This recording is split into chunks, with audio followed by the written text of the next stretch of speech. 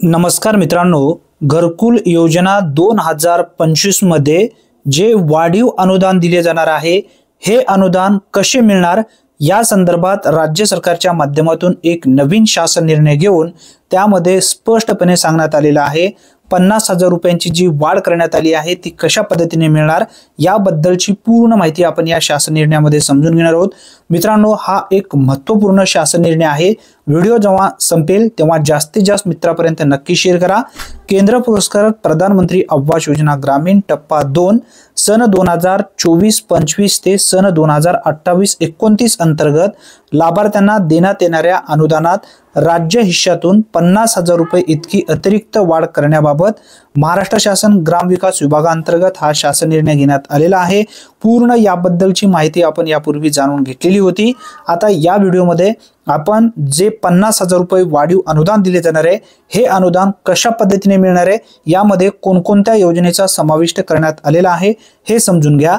उपरोक्त पार्श्वभूमीवर सदर योजनेच्या प्रभावी अंमलबजावणीसाठी आणि लाभार्थ्यांना अधिक अर्थसहाय्य करण्यासाठी शासनाने पुढील प्रमाणे निर्णय घेतलेला आहे। आता हा निर्णय कसा घेतलेला आहे याबद्दलची माहिती समजून घ्या।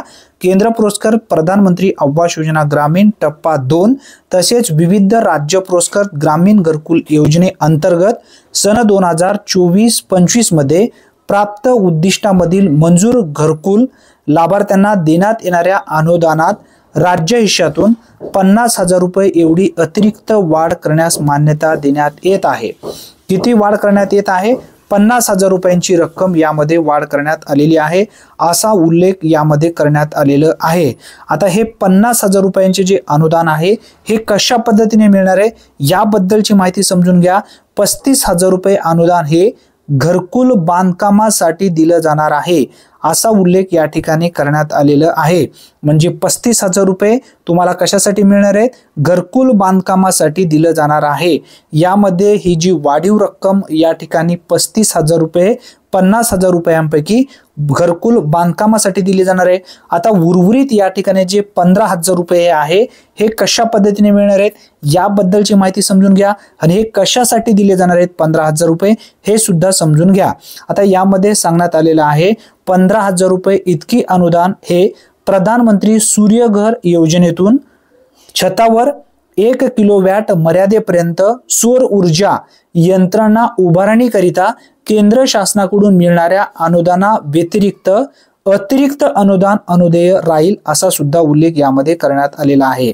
म्हणजे हे अनुदान तुम्हाला 15,000 रुपयांचा कशासाठी मिळणार आहे? सौर ऊर्जासाठी दिलं जाणार आहे। तुमच्या छतावरती घरकुल बांधल्यानंतर घरकुल वरती तुम्हाला 15,000 रुपये छत सूर्य घर साठी दिलं जाणार आहे।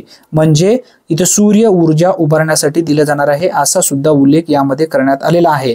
जर तुम्ही सौर ऊर्जा यंत्रणा तुमच्या घरावरती नाही जर तुम्ही उभारलीत तर तुम्हाला 15,000 रुपयांचं अनुदान जे आहे यामध्ये दिलं जाणार नाही, असा सुद्धा उल्लेख या GR मध्ये करण्यात आलेला आहे।